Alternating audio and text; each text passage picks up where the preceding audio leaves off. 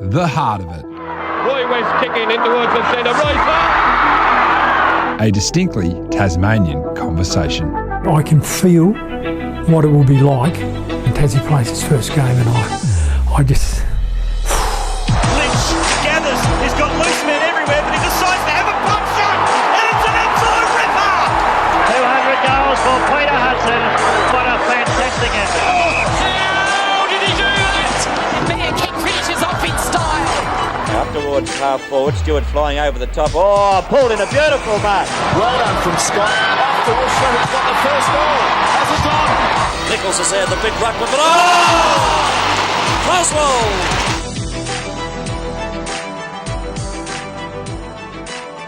Hello, this is The Heart of It, a distinctly Tasmanian conversation. I'm Alistair Nicholson. Well, the Australian Football Hall of Fame has 31 official legends. Despite Tasmania's modest population, 4 of these legends are products of Australia's southernmost state.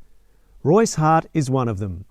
Royce grew up on farms outside of Hobart and went on to become one of the greatest centre-half forwards the game has ever seen. From hitchhiking home from training as a child to winning a premiership with Richmond, whilst on national service and surviving on a diet of bully beef, Royce has led an extraordinary life. This is his Tasmanian story. Well, I can remember the power coming on, and I can remember the Rawlings man coming round with the groceries, and I was only 2 or 3, but I was born there, and it was a real country atmosphere. We had draft horses to clear the land, but I enjoyed it. You're on a farm? What sort of farming was the family doing? Just mixed farming, backed up mainly by dairy, which the milk cart used to come along at about 6 o'clock in the morning, so we were getting out of bed at 4 to milk cows. What do you remember about your earliest football experiences? When did you first pick up a footy? Where did you kick it? What did you do? I think we moved from Whiteford to a place called Orileton, which was about 5 k's out of Sorrel. It's real country stuff, and I didn't have a football until I was about 8 or 9, and I only had one throughout my whole career, and I just kicked it round on the farm using the barn ceilings as goalposts, and that's how I started off.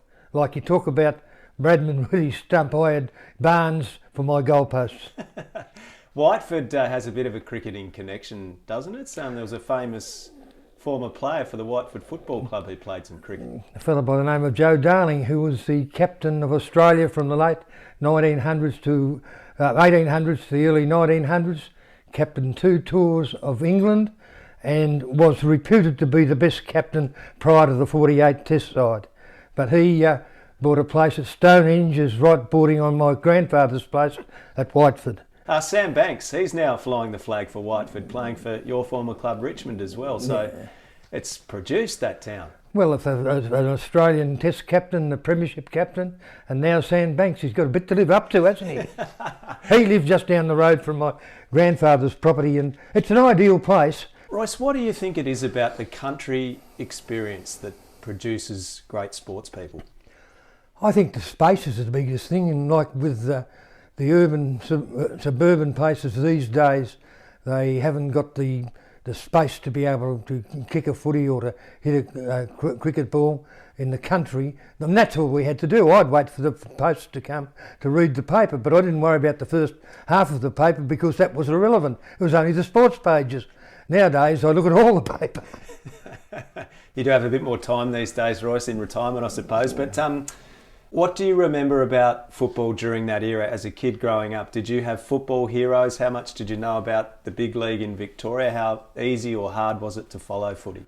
Well, we didn't have any coverage of footy until probably the early 60s, when on a Monday night at 9:30 there was a half an hour of VFL replays, and I actually barracked for Geelong because they were a pretty good side in those days. But that's the only exposure we had.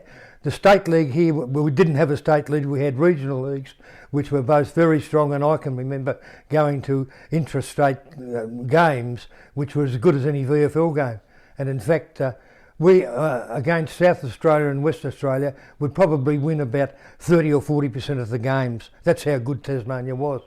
Who were your early influences as a young player before you went to Richmond? Who had a real influence on your football? Well, probably the first coach down here was a guy called Bobby Parsons, who ended up coaching Glenorchy and played for Newtown.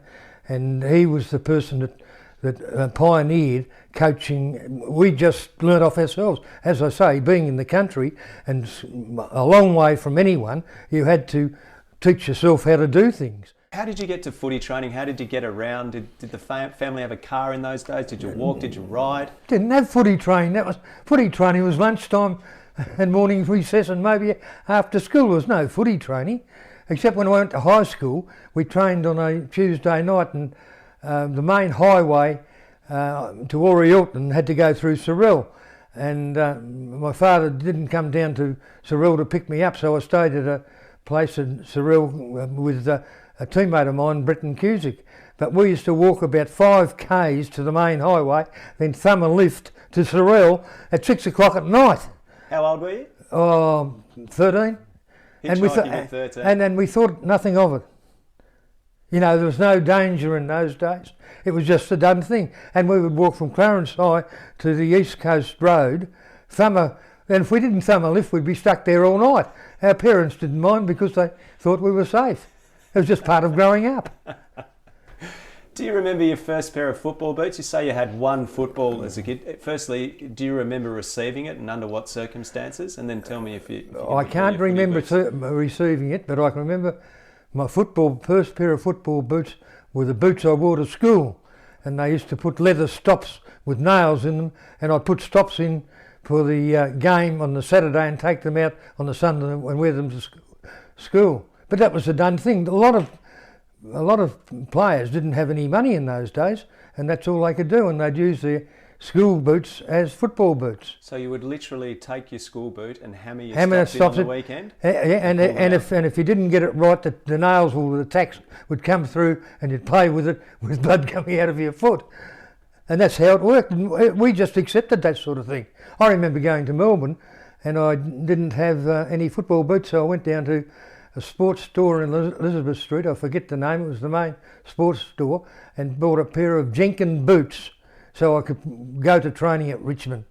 You played in schoolboy football carnivals, did you? Can you tell me a little of your progression through your younger years into senior football and ultimately Clarence? Well, I went to Sorell Area School. We didn't have a high school on the eastern shore of Hobart.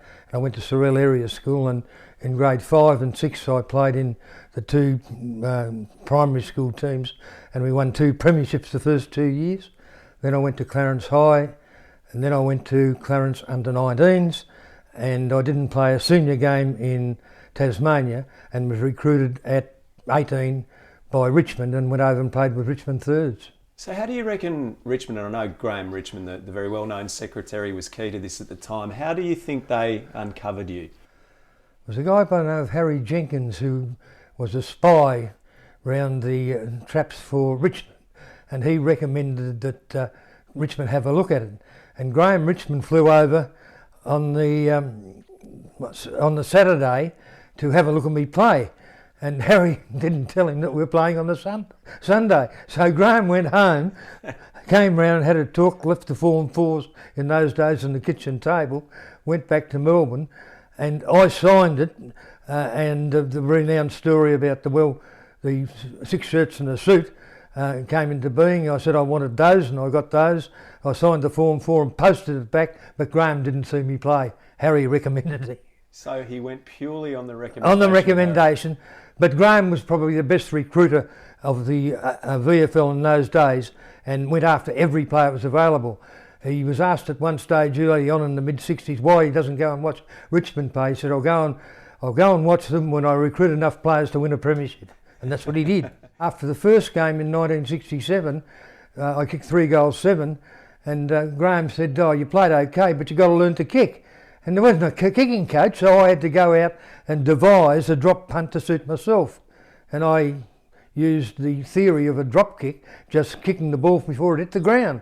Because if it hits the ground and it's wet or muddy or whatever it may be, it wouldn't bounce up straight, so I just kicked it before it hit the ground. And I thought of that myself. It wasn't anyone coming to teach you, right. And that's the way it was. Had you kicked drop punts prior to going to Melbourne? Yeah, but only holding it a terribly different way. It wasn't the same way as the drop kick. Every principle of the drop kick was applied to the way that I thought about it, just to kick it before it hit the ground. practicing and organically it happened, or did you sort of theorise it and think, well, if the ball doesn't hit the ground, how did you actually come up with that? Well, I actually came up with it because of the success of the drop kick in those days, and the only thing that could go wrong with the drop kick was uneven ground. So I kicked it before it hit the ground, and it was held exactly the same. Like the old drop punt was held in a manner where you couldn't control the ball from your hand to your foot. And the way they kicked the drop kick, you could do that because it had more of your hand on the ball and just kick it before it hit the ground. And that was the theory I used. This kid that's grown up in the country on the farm, is your head spinning when you first go over to Richmond in 1965? End of 65. Well, I went to Richmond. Graham Richmond picked me up from the airport, took me out to a place in Kew, near the Kew Junction, where a lady by the name of Mrs. Biggs had a unit, and I stayed in the unit. And I thought it was a Sunday, and I said I was working in the Commonwealth Bank at the time, and I had to report to head office. So I said I'll go and catch a bus and go and look and see where it is, so I know what to do. So at any rate, I catch the bus, and about half an hour later, I couldn't see any sign of the city. So I went up to the driver. I said, "How long does it take to get to the city?" He said, "We're in Heidelberg." Got it the wrong way. I had to catch it back into the city, but that's the way it was. So, as much as you were brilliant and could deliver on the big stage, were you a fish out of water in the actual city of Melbourne in a way? Probably, but you had to be reliant. You had to do things yourself. And having lived in the country for 15 or 16 years, all my life, if I couldn't occupy myself, well, I wouldn't succeed in that area. So Melbourne was just like the country with a lot of people. No one else to help me. Didn't have any relations there. Just plonked me there, and Graham said, "Look after yourself." And I even had to pay board. They didn't pay my board. I had to pay board, and I made Mrs. Biggs happy, I think. What did your mum and dad think about you leaving the family farm? It was all part and parcel of it, because what happened in those days, and since I've retired, I've looked back in detail about what went on beforehand. They had the war, the two wars, the Depression, and Lord knows, and people were leaving all the time, and sometimes they weren't coming back. So Mum and Dad would say, "Oh, that's another one that's going," and that was the way it was. It was just accepted. At least I didn't go. At least I came back from Melbourne. A lot of people didn't come back from the war, and I don't say that lightly. Yeah, absolutely. So you come through the lower levels at Richmond before you get an opportunity at senior level in 1967. You kicked 55 goals in your first season of senior football. How old were you then, Royce? 19? 19. Yeah, I kicked 3-7 in my first game. Could have kicked 10. So what did you think? I mean, you go out there and you have the opportunity, as you say, to kick 10 in your first league game as a 19-year-old, having never even played senior football in Tasmania. Did you think that you would be able to adapt so quickly to the highest level? Well, I was probably lucky that I was pretty good at athletics, and I could do things that a lot of other people couldn't do. And running was one of the most important things in football in those days, and still is. And I was an athlete at school, and that helped a hell of a lot. And if I could improve my skills, I had the natural ability to be able to run. What did some of those tough, sort of nasty old defenders in the VFL think of this young 19-year-old upstart from Tassie who was coming and dominating on the big stage? I don't think they in those days, if you're going well and the opposition player didn't like you, they'd biff you around the ears, and that was part and parcel of the things, and we got used to it. But back in Tasmania, footy was the same with that type of thing.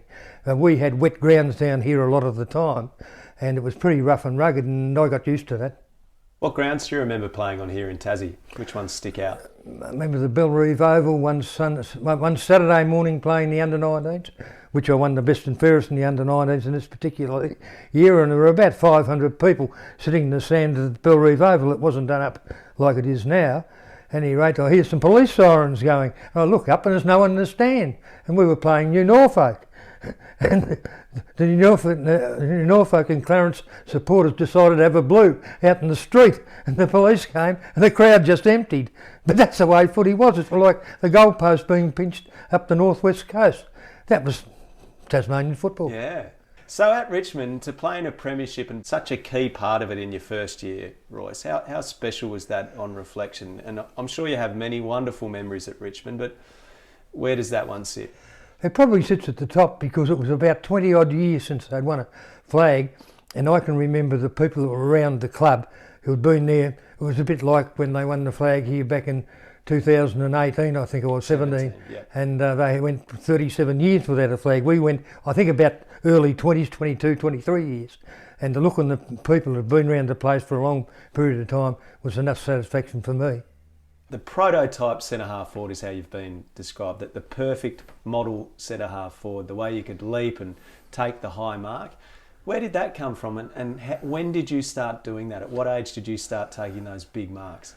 Well, I was a high jump champion in Tasmania, and I think my record went for about 27 years.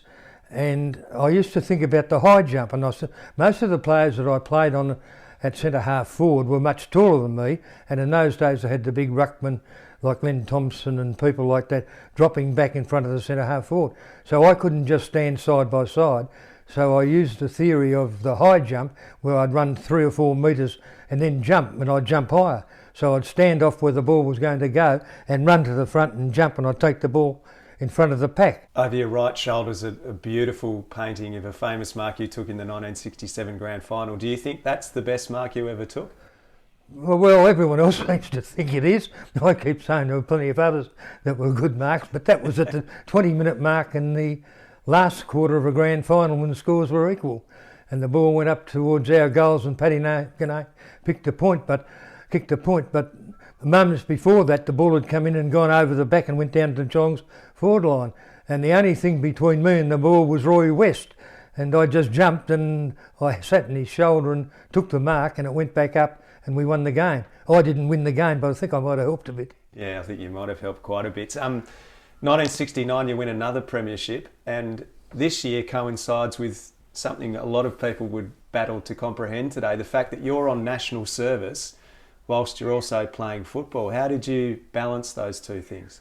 Well, what I went to Puckapunyal for basic training and then was sent to North Head in Sydney, and Richmond wanted me to play, so I would fly back every Friday night, play, and then fly back to Sydney through through training at North Head.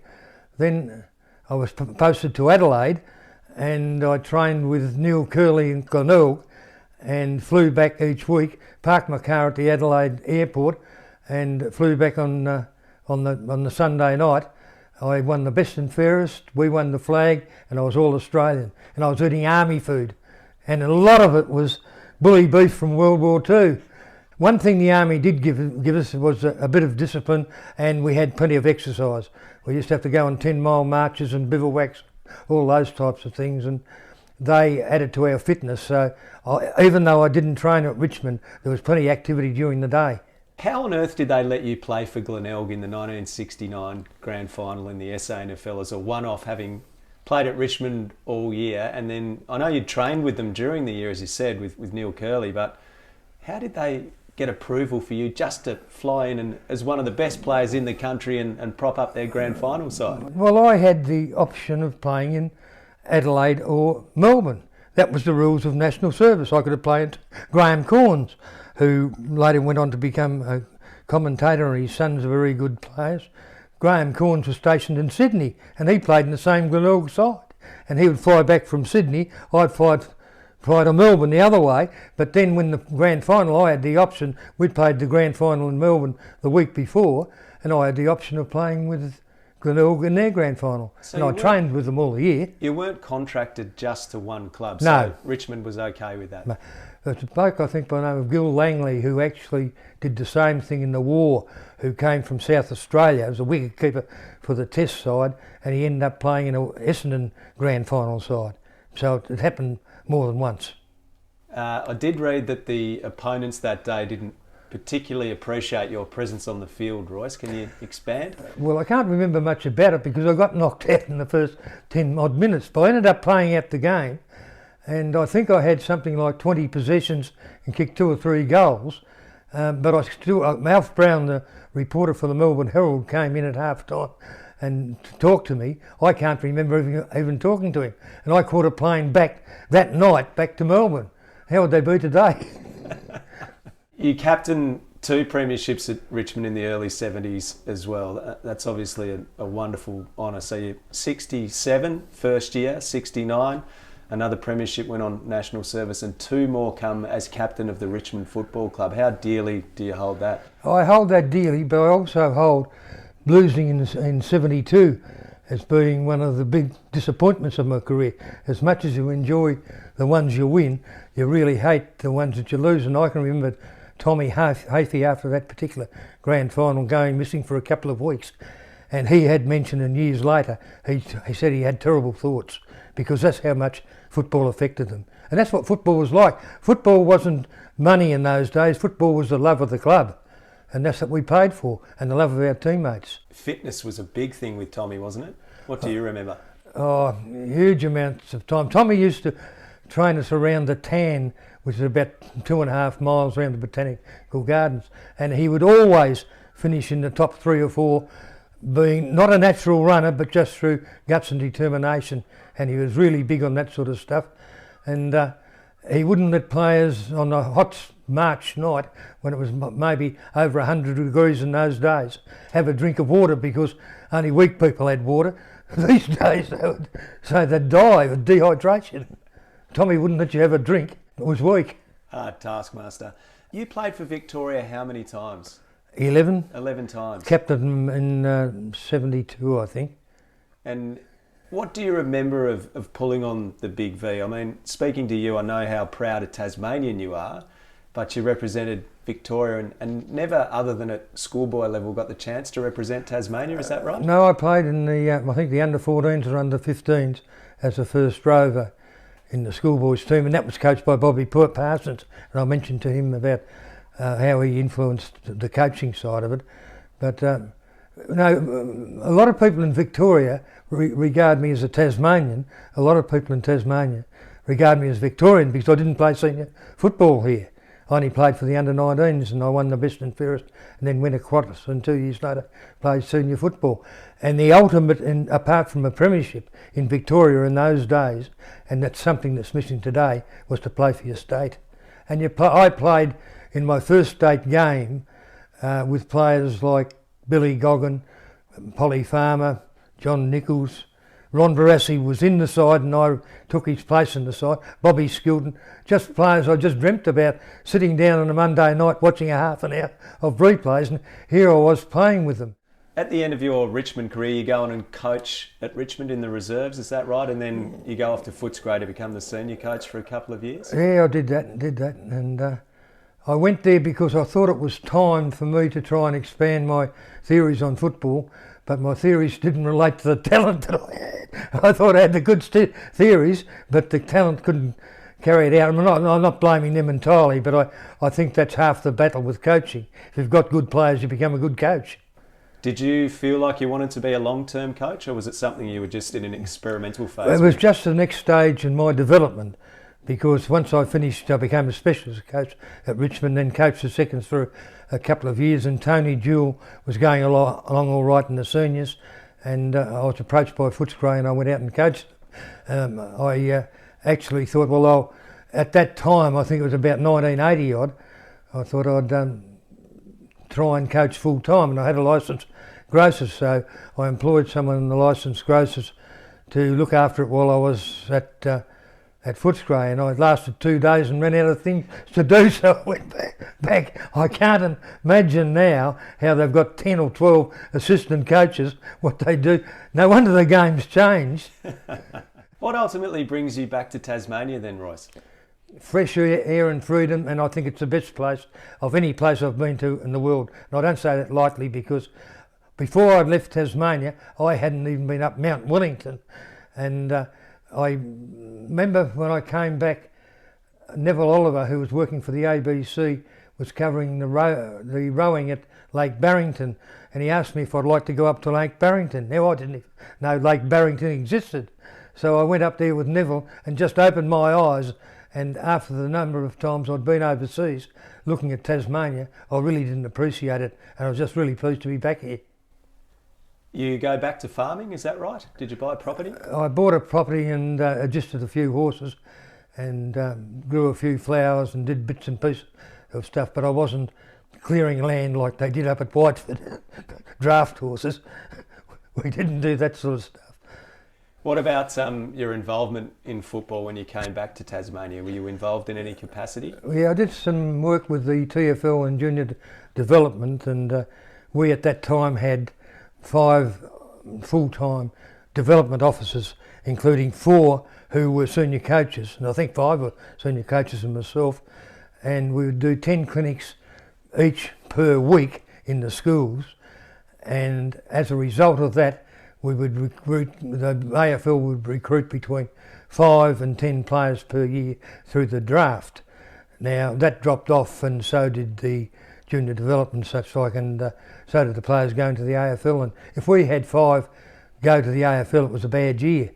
And I think coaching at junior level is a big thing that Tasmania's got to get back to. You said just before that you felt like some people in Tasmania felt like you were a Victorian. I've never heard that expressed, and I certainly see you as being a great Tasmanian. How do you perceive yourself, Royce? Oh, Tasmanian number 1, 2, 3 and 4. What would have happened if Tasmania had a team in the big league in the mid-60s? What would you have done? I'd have played for Tasmania. There'd be no doubt about that. Well, the licences have been granted, and I know you were interviewed many times that day when the announcement came through. Can you sum up how you felt when that decision came? Well, I thought that should have been done 20 years ago. We should have been one of the inaugural people into the AFL, and we should have been in early on, so when it came through, all I said was about time. But you obviously think it's a great thing. Oh yeah, no doubt about that. No doubt about it. As long as we can retain the Tasmanian image, and we have to have players, there must be a moratorium on the number of players that go in the draft from Tasmania, and we have to retain 3 or 4 of the top players from Tasmania for the first half a dozen years so we can establish a Tasmanian team. Do you feel like Tasmanians are inclined to identify and connect with and support their own? Oh, there's no doubt about that. Like, suddenly Tasmania can come into the national competition and it's organised correctly, and the players start flowing through from the state, home state, into the Tasmanian AFL team. It'll go back to what it was like 50 years ago. I can remember listening to, I think it was the 1960 win up at York Park. I remember listening to that in the radio, and the game that we beat Victoria at North Hobart, I was commentating on. So I was involved with both the wins against Victoria, and that was a really special thing. And if we can keep doing that, when we get into the national competition, we'll be all right. Yeah, people will love it, won't they? Just a couple of quick questions, Royce. There are so many areas of your career that we just don't have time to explore. I wanted to make this conversation largely about your Tasmanian experiences, your childhood, and a few other aspects of football, but just a couple of quick, short, sharp ones. Now, people have answered this question with your name, but what do you say? If you couldn't name yourself, who's the greatest Tasmanian footballer in your mind? Well, I knew Darryl Baldock and Ian Stewart really well, and Peter Hudson. The 3 of those were the 3 best, and to try and distinguish between the 3 of them, I'm not going to be put in that position. All right. The best Tasmanian footballer you ever played with? I suppose you'd have to say Ian Stewart, because I played in the premiership with him. I remember when he came to Richmond and swapped for Billy Barrett, who played in the 67 and 69 premiership sides and was a star player. He came to Richmond, and my brother actually played with him with McAlvin under-19s. And I had known Stewie briefly from that period of time, and when he came to Richmond, they said, you can take Ian Stewart around the tan, as I was saying, Tommy Hafey's tan, 2.5 miles. Stewie couldn't run round it, and he's a double Brownlow medalist, couldn't run round the tan. He ended up the next year winning the Brownlow medal, and he was just that dedicated with his skills. He said, I can't get to the ball every time because I haven't got the stamina of other players. So he just worked that hard on his skills that when he got to the ball, he got it 90% of the time. Yep. And that's how good he was. If you could have one pick across the AFL men's competition at the moment, and I know you watch that very closely, who would you pick to play for Tasmania if Tassie, let's say Tassie was coming in tomorrow? It would obviously have to be a forward, because defenders only save games, forwards win games. The guy who's playing full forward for St Kilda seems a fair sort of a player. King, he's a 6'8", 6'9", full forward who can take a mark and kick a goal. I look at the way sport's going these days, and I feel a lot of the sides in all sports try and save the game and not win the game. As Dennis Pagan used to say, who coached North Melbourne to premiership sides, it's goals per possessions, and I think that's the secret of it. And I've seen sides try and defend the 3 or 4 goal lead and then get run over because they lose a thing called momentum. What got them to 4 or 5 goals in front, they suddenly change the style of game. With all those coaches that have got nothing else to do, they try and protect the lead and they get run over, and that happens a lot of the time. This Tasmanian Football Club and having matches around the state is going to lead to a lot of people from interstate coming in, injecting money into the economy, big crowds at games as well. If you could suggest one place that these people should visit on their travels to Tasmania, where would it be? Where's your favourite part of Tassie? Where should they go, Royce? Well, I'm going to say Hobart, because of Mount Wellington. As I said, I hadn't been up at Mount Wellington before I left Tasmania. Now I go up there as my favourite place. Plus also we got fresh air. When I went to Melbourne it was semi-fresh, but when I left it wasn't fresh at all. When I came back here, opened the windows and let the fresh air in. And lastly, can you give me a few words to describe a Tasmanian footballer? What are the characteristics from your generation, or just those great Tasmanian footballers? What epitomised the Tasmanian footballer? Oh, the biggest thing by far is when a Tasmanian in those days made a commitment to go interstate, they had to uproot their whole life and had that incentive, whereas the people born in Melbourne and such like could go home to mum and dad. We couldn't. We would stay there until we succeeded, and I'll guarantee you the 90% succeeded, whereas the people in the cities, they could fall back on other things. When Tasmania had to uproot and go to Victoria, it was a long-term proposition. Royce, it's been an absolute honour chatting to you today. Thank you very much. No problem at all. Royce Hart, Australian Football Hall of Fame legend, passionate Tasmanian. I hope you've enjoyed this episode of The Heart of It. Make sure you subscribe to the podcast and share with other Tasmanian footy enthusiasts. I'm Alistair Nicholson. Thanks for listening.